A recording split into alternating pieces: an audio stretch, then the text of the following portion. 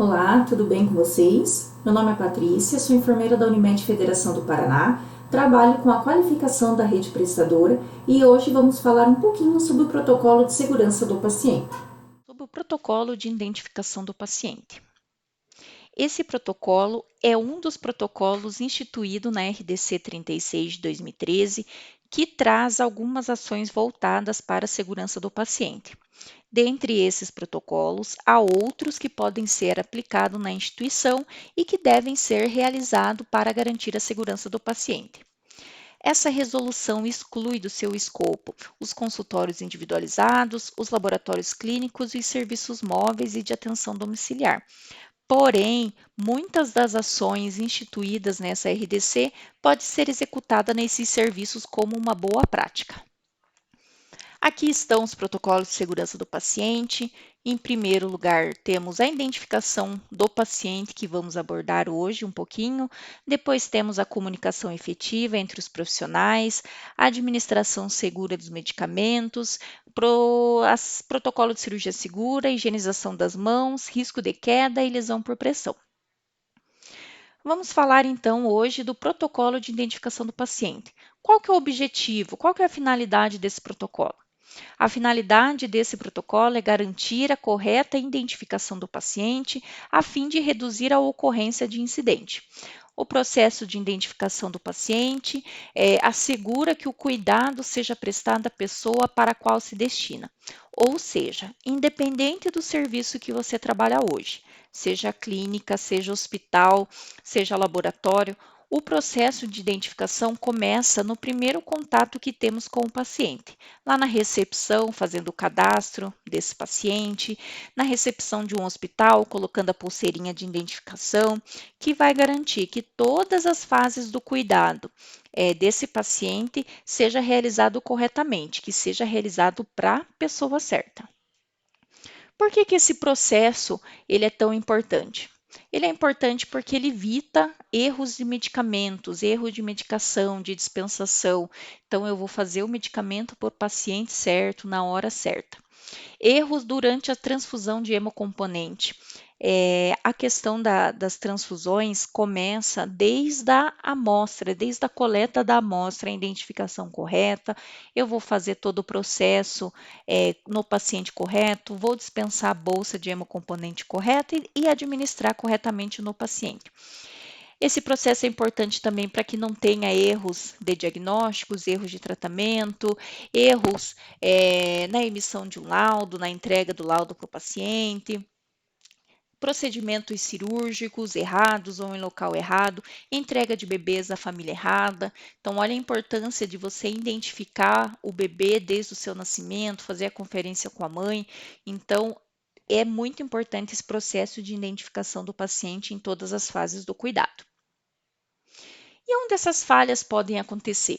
Em todos os serviços, setores que têm o cuidado, seja serviço de atenção domiciliar, seja hospital, seja clínica, enfim, esse processo deve ser trabalhado na instituição e padronizado esse processo de identificação do paciente em todas as fases, em todas as etapas. Trouxe aqui para vocês algumas estratégias de identificação do paciente que você pode estar utilizando na tua instituição. Algumas ações, claro que são voltadas para âmbito hospitalar, mas que podem também ser trabalhadas em outro tipo de serviço. Primeiramente, antes de tudo, vocês precisam elaborar esse protocolo de identificação do paciente. Qual que é a minha rotina hoje na instituição, no hospital?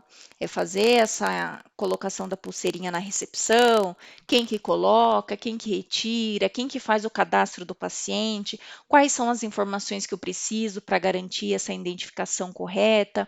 Então, é fazer esse protocolo padronizado na instituição. Após a elaboração desse protocolo, treinar a equipe para que todos sigam o mesmo procedimento. Em seguida, vocês podem estar determinando, definindo como que vocês vão identificar esses pacientes? Será por pulseira? Será por crachá? Será por cores? Então, isso é uma definição de vocês, da instituição, né? E o uso de cores, muitas instituições hospitalares acabam utilizando para identificar os riscos do paciente. Risco de queda, risco de lesão por pressão, se o paciente está em isolamento. Então, isso vai muito da sua instituição. Então, é importante que vocês padronizem. Como que é hoje a identificação do paciente na clínica, no hospital, na instituição de vocês? Outras estratégias importantes para esse protocolo é envolver os pacientes e familiares nessas informações. É pedir mesmo para o paciente confirmar o nome dele, deixar que ele fale, que ele pegue a amostra de sangue e confira se a etiqueta está corretamente, que ele confira o resultado, que confira o laudo que está sendo retirado. É envolver a família para que eles também tenham segurança que está sendo feito o corretamente para o paciente ou para o familiar. Temos também a questão das amostras de exame, né? Amostra de exame laboratorial, de anatomopatológico, de centro cirúrgico, enfim. Como que é feita essa identificação para que não tenha perda de amostra, para que não esteja troca de amostra, como que vocês fazem a rastreabilidade dessas amostras. E confirmação, né? Confirmar no crachá, beira-leito, em pulseira, se aquele paciente é ele mesmo, se confere a medicação, se confere a bolsa que vai ser transfundida, se confere a prescrição e o medicamento ou outro procedimento, outra ação que vai ser realizada com ele. Em âmbito hospitalar, pensando um pouquinho, muitos pacientes acabam utilizando as pulseirinhas de identificação. Então, o paciente é admitido, é colocada a pulseira de identificação. Lembrar que essa pulseira vai ficar com o paciente praticamente o processo inteiro que ele ficar no hospital, né? Em todos os procedimentos, os exames que ele ficar. Então, é importante que rotineiramente seja visto a integridade da pele desse paciente. Dependendo desse paciente, ele pode não ter mobilidade, ele pode ser acamado, ele pode ter edema, ele pode ter o membro amputado. Então, é importante que vocês verifiquem a integridade da pele desse paciente e, se for possível, também fazer o rodízio das pulseiras para que não ocasione uma lesão também devido a essa identificação. Como fazer essa identificação hoje do paciente? O protocolo de identificação do paciente da RDC 36 traz algumas recomendações. Dentre elas, é utilizar no mínimo 2 indicadores. E eles até colocam ali nome completo do paciente, nome da mãe e data de nascimento. Por quê? Porque se eu tiver o paciente com o mesmo nome, como que vocês vão diferenciar um do outro? Então, é importante que tenha 2 características para que vocês façam essa diferenciação, tá? Com relação à participação do paciente, do familiar que eu comentei anteriormente, quando vocês forem conversar com o paciente, pedir a confirmação dos dados, deixe o paciente falar. Às vezes, quando a gente está do outro lado, quando a gente está com o paciente, a gente está numa situação vulnerável e começam a perguntar as coisas para a gente, às vezes a gente acaba concordando. Então, deixar o paciente falar, né? Como que é o nome do senhor? Deixar que eles falam. Nunca fazer essas perguntas. Ah, a senhora é a Maria da Silva? Sim, sim. Deixe que ela confirme o nome, o procedimento, enfim. Então, a importância também dessa participação para que eles verifiquem, eles analisem se está correta a identificação, o medicamento, o exame, o laudo, enfim.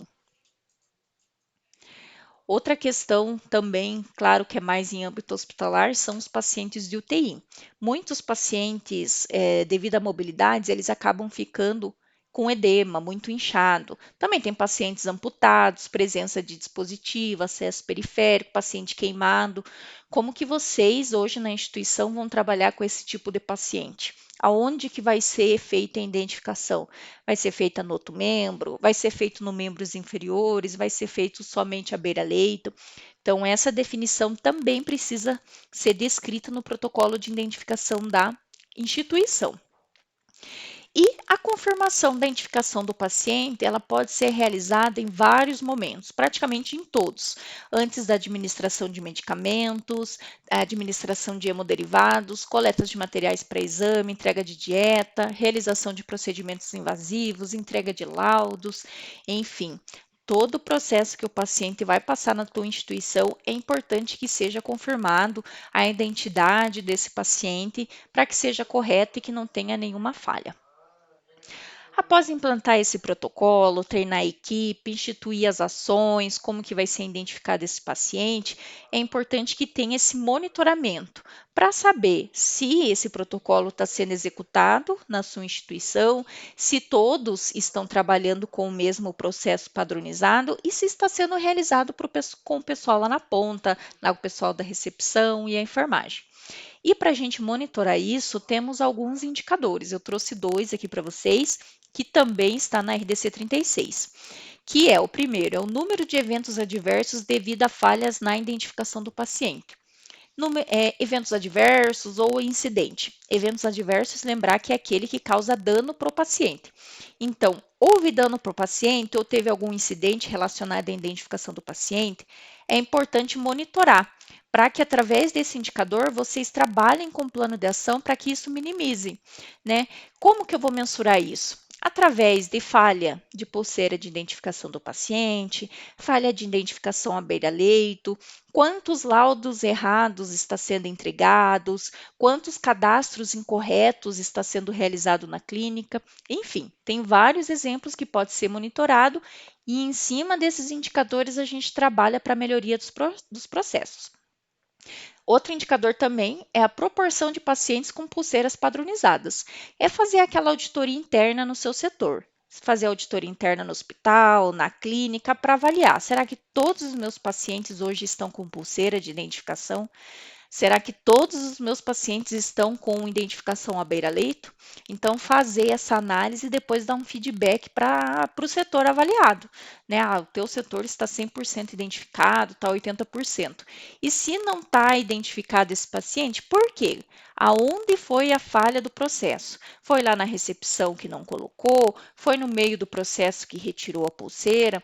Então, é importante mensurar esses indicadores para que vocês trabalhem em cima desses protocolos, façam as ações necessárias para que, no final, a segurança do paciente seja garantida e o protocolo de identificação do paciente seja executado na íntegra. Como referência, eu deixo para vocês aqui o protocolo de identificação do paciente que está disponível no site da Anvisa. Ele é um modelo, ele tem várias sugestões, várias definições, mas lembrar que esse protocolo é um modelo, é um molde. Vocês vão adequar conforme a realidade de vocês, o que é trabalhado hoje na instituição de vocês, como que é. Então, é importante que vocês deem uma lida nesse protocolo, ele é curto, ele não é longo, ele é de fácil leitura, e que vocês comecem a trabalhar com essas práticas na instituição de vocês. Garanto que vai melhorar vários processos, que vai melhorar várias falhas, fácil não é, mas também não é impossível, tá? Fico à disposição para dúvidas. E qualquer coisa, a gente pode estar conversando um pouquinho mais sobre esse protocolo ou outros que vocês tiverem dúvida. Muito obrigada pela atenção.